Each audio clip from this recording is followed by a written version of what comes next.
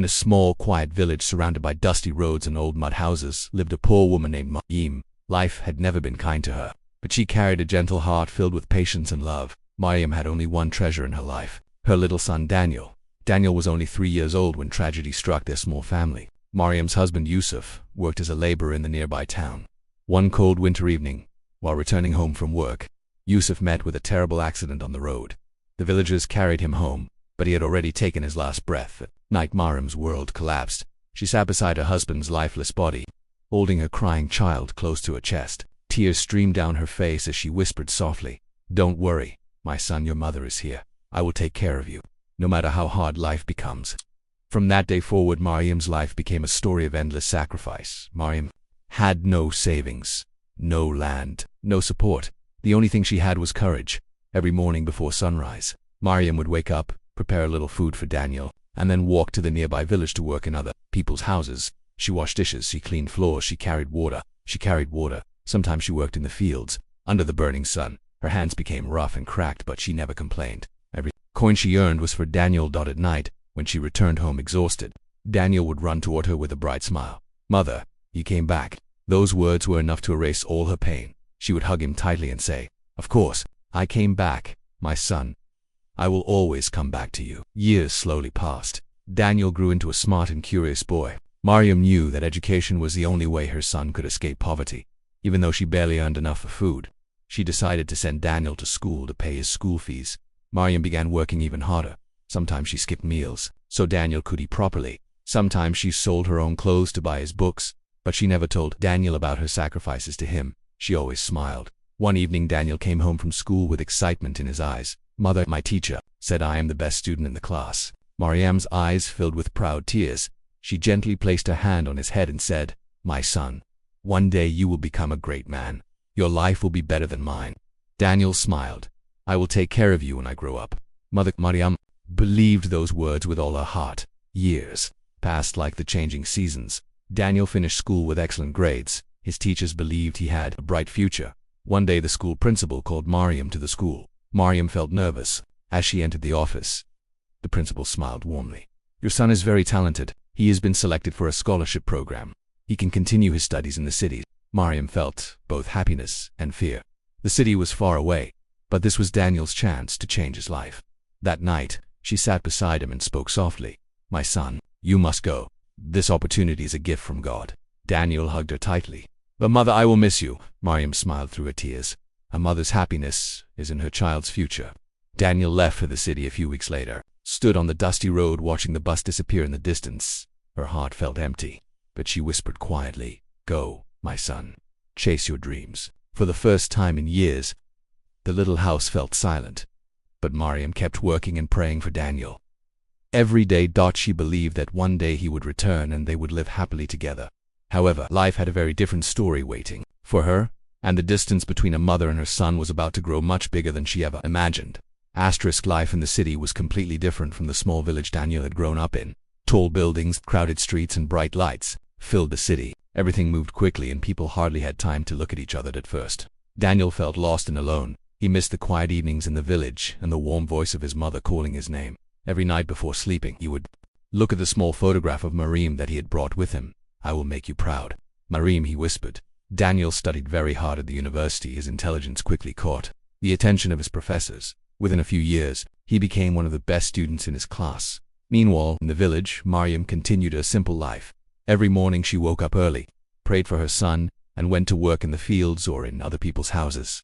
The villagers often asked her, "Mariam, when will your son come to visit you?" Mariam always smiled and replied proudly, "My Daniel is studying in the city. One day he will become a big man." Even though she missed him deeply, her heart was full of hope. Daniel used to call his mother once every week. Those phone calls were the happiest moments of Mariam's life. "My son, are you eating well?" She would ask double quotes. "Yes, Mother Daniel," replied. "Are you studying hard?" "Yes, Mother." Mariam would always say the same thing before ending the call. "Take care of yourself. I pray for you every day." Daniel would smile and say, "We'll come visit you soon." But soon never came. Years passed. Daniel graduated from the university with excellent results. Soon after, he found a job in a large international company. His life began to change. Very quickly, he moved into a modern apartment. He wore expensive clothes. He started meeting powerful and successful people. Slowly, the simple village life began to fade from his memory. One day, Daniel received an opportunity that would change everything. His company offered him a position in another country. It was a high-paying job with a luxurious lifestyle. Daniel felt excited, but deep in his heart, he knew that accepting the job meant moving even farther away from his mother. For a moment, he hesitated. Then he remembered his dreams of success. He called Mariam to tell her the news. "Mother, my company wants me to work abroad." There was silence on the other side of the phone. Mariam tried to hide her sadness. "That is wonderful, my son," she said softly. "You should go. Opportunities like this do not come often." Daniel felt relieved hearing her support. "I will send you money, Mother. Your life will become easier." Mariam smiled even though he could not see her. "My son, I never needed money. I only want to see you happy." A few weeks later, Daniel left the country. The plane carried him thousands of miles away from the village where his mother still waited for him. In the beginning, Daniel called her often, but as time passed, those calls became shorter. Then they became less frequent. His new life was busy and exciting, new friends, new responsibilities, new ambitions, and slowly, the memories of his mother's sacrifices began to fade.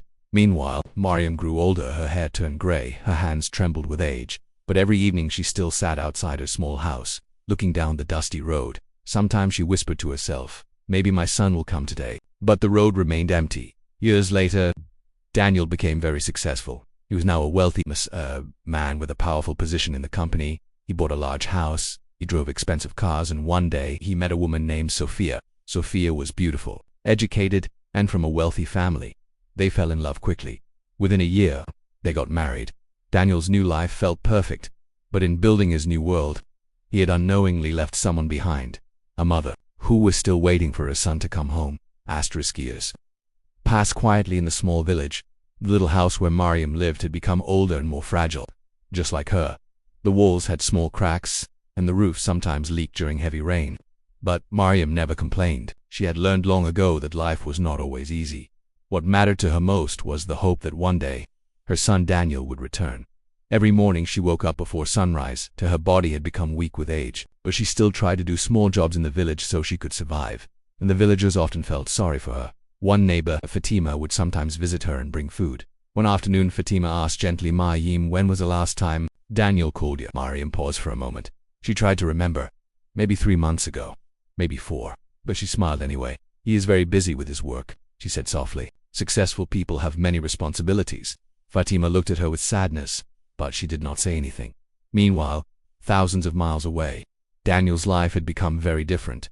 He was now a wealthy and respected businessman. Company had promoted him to a high position. He owned a large house in a beautiful neighborhood. He'd traveled to different countries for meetings and business deals. People admired his success. But in all that success, something important had quietly disappeared from his life.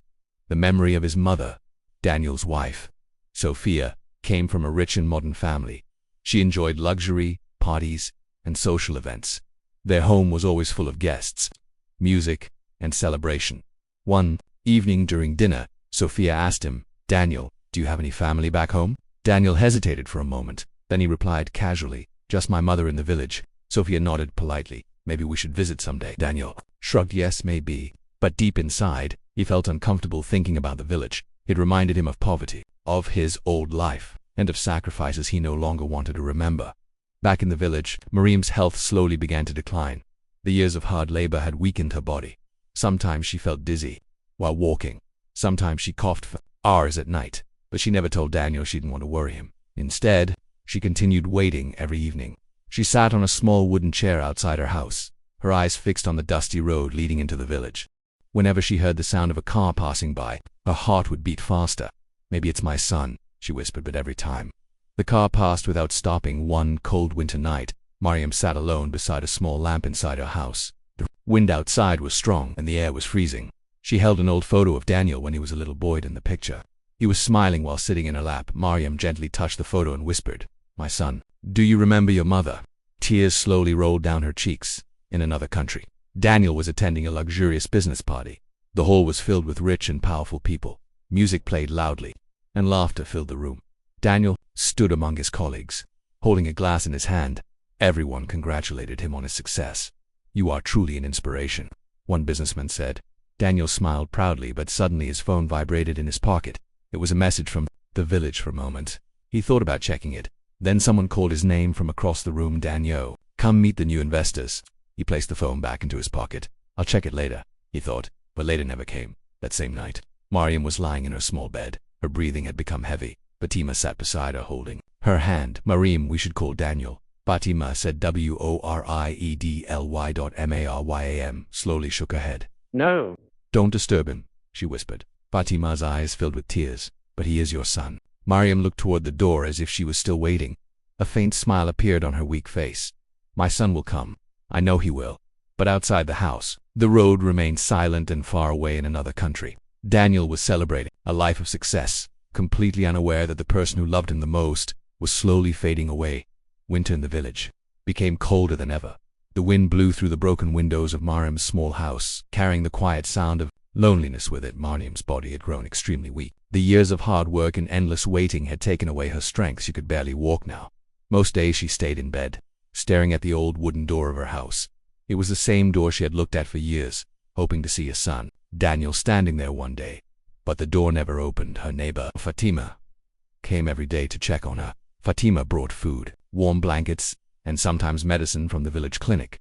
One afternoon, Fatima sat beside Mariam's bed and held her fragile hand. Mariam, we must call Daniel. He should know that you are not well. Mariam slowly opened her tired eyes. No, she whispered weakly. My son is busy with his life. I don't want him to worry about an old woman like me. Fatima felt tears filling her eyes, but Mariam forced a gentle smile. My son has worked very hard to become successful. I am proud of him. That evening, Mariam asked Fatima for something. Please bring me paper and a pen. Fatima quickly brought them with shaking hands. Mariam slowly began writing a letter. It took her a long time because her hands trembled with weakness, but every word came straight from a mother's heart. When she finished writing, she folded the letter carefully. Please send this to Daniel, she said softly. Fatima nodded. I will send it tomorrow morning. Mariam smiled peacefully. Meanwhile, in another country, Daniel's life was busier than ever. His business had expanded to several cities. He attended meetings, conferences, and social events almost every day. His success had made him famous among many powerful people, but it had also filled his life with endless distractions. One afternoon, while Daniel was in his office, his phone rang. It was an unknown number from his home country. Daniel answered quickly. Hello, a soft voice replied. Is this Daniel? Yes, this is Fatima, your mother's neighbor. Daniel felt slightly surprised. Fatima hesitated before speaking again. Daniel, your mother is very sick. She has been asking about you. Daniel leaned back in his chair. For a moment he felt uncomfortable hearing those words, but his office was full of important people waiting for a meeting. He glanced at the conference room through the glass window. Listen, I'm very busy right now, he said quickly. I will call you later. Fatima tried to speak again. Daniel, please, but the call had already ended that night. Daniel remembered the call. For a moment he thought about calling back, but Sophia came into the room. Daniel, we're getting late for the dinner party, she said. He looked at his phone, then placed it on the table. I'll call tomorrow, he said to himself.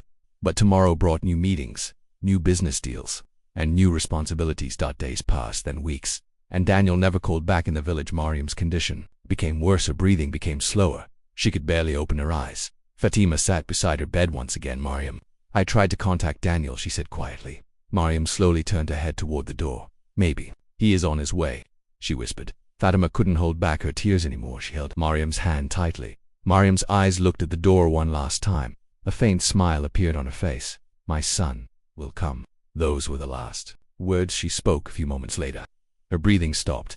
The small house became completely silent. The mother who had spent her entire life loving and waiting for her son had taken her final breath, alone. 2 days later, Daniel finally checked the old message on his phone. It was from Fatima. Daniel, please call me. It is about your mother.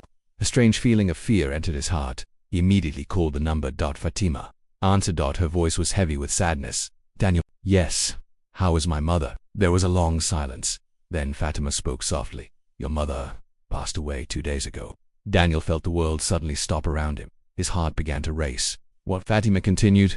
She waited for you until her last breath. Daniel dropped the phone from his hand. For the first time in many years, the successful man who had everything finally realized what he had truly lost. Daniel stood frozen in his luxurious living room. The phone slowly slipped from his hand and fell onto the floor. His heart was pounding as Fatima's words echoed in his mind again and again. Your mother passed away 2 days ago. For a moment, Daniel could not breathe. The room around him suddenly felt empty. The expensive furniture, the large windows, the beautiful decorations, none of it mattered anymore. Only one thought filled his mind. His mother was gone. That night, Daniel could not sleep. Every memory of his childhood began returning to him. He remembered the small village house. He remembered his mother waking up early every morning. He remembered her tired hands, her warm smile, and the way she always said, "My son, one day you will become a great man." Tears slowly rolled down his face. "Yes, I became successful," Daniel whispered, "but I forgot the person who made it possible." The next morning, Daniel made a decision. For the first time in many years, he cancelled all his meetings. He booked the earliest flight to his home country. Sophia looked surprised. "Daniel, what happened?" "My mother passed away," he replied quietly. Sophia's expression changed. "Oh, I'm sorry." Daniel didn't say anything else. His heart was already thousands of miles away, back in the small village where his mother had waited for him. After a long journey, Daniel finally arrived at the village. Everything looked smaller than he remembered. The dusty road, the old houses, the quiet trees, memories surrounded him everywhere he looked. Villagers slowly began to recognize him. Some whispered quietly to each other, "That's Mariam's son, the one who went abroad." Daniel walked toward his old house with heavy steps. The small wooden door stood exactly the same, but something inside the house had changed forever. The warmth of his mother's presence was gone. Fatima opened the door when she saw him. For a moment, neither of them spoke. Then Fatima sighed softly. "You finally came." Daniel lowered his head in shame. "I'm sorry," he whispered. Fatima stepped aside so he could enter the house. Inside, everything looked simple and all. The small bed, the wooden chair near the door, the same place where Mariam used to sit every evening. Fatima pointed to the chair. She used to sit there every day, looking at the road. Daniel felt his chest tighten with pain. Fatima then handed him a folded envelope. "Your mother wrote this letter before she passed away." Daniel's hands trembled as he slowly opened it. Inside was a short handwritten letter. The paper was slightly wrinkled, and the writing was shaky, but the words were filled with love. Daniel began to read. "My dear son Daniel, if you are reading this letter, it means I am no longer in this world. Please do not feel sad for me. I lived a happy life because I had you. Watching you grow and succeed was the greatest joy of my life. I know you are very busy, and I understand that life takes us far from the people we love, but a mother's heart never forgets her child. Every evening I sat by the door, hoping to see you again, not because I needed money, but because I missed your smile. If there is one thing I want you to remember, it is this. No matter how far life takes you, never forget the people who loved you when you had nothing. I am proud of you, my son. Always remember, my prayers are with you, your loving mother, Mariam." ***. Daniel could not continue reading. Tears blurred his vision. He fell to his knees and held the letter tightly against his chest. "I'm sorry, mother, I'm so sorry," he cried. But the house remained silent. The person who had waited for him all her life was no longer there to hear his apology. That evening, Daniel visited his mother's grave at the small village cemetery. The sun was setting and the sky was filled with soft orange light. He knelt beside the grave and placed the letter gently on the ground. "I spent my life chasing success," he whispered, "but I forgot the most important person in my life." The wind moved quietly through the trees.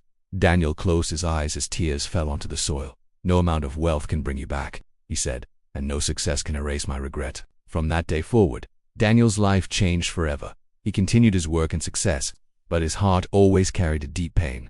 Every year he returned to the village to visit his mother's grave, and every time he stood there he remembered one painful truth. Sometimes in the race for success, we lose the people who loved us the most, and by the time we realize it, it is already too late.